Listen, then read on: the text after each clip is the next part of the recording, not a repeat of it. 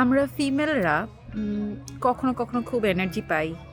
আবার কখনো যেন কিছুই করতে ইচ্ছা করে না। ঘুমের টাইমটা একটু লম্বা হলে ভালো হয়। কিছুই যেন কাজ আগায় না। এটার একটা মেইন সায়েন্টিফিক ব্যাখ্যা আজকে আপনাদেরকে দিতে এসেছি।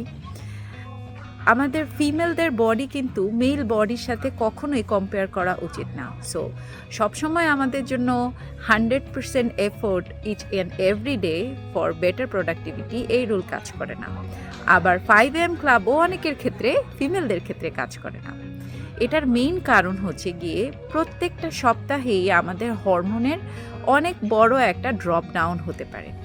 যেমন আমরা যদি ধরি মেনস্ট্রুয়েশনের ১ থেকে ৫ দিন যখন হচ্ছে আমাদের এস্ট্রোজেন অনেক ড্রপ ডাউন থাকে, সো এনার্জিটা ওরকম থাকে না।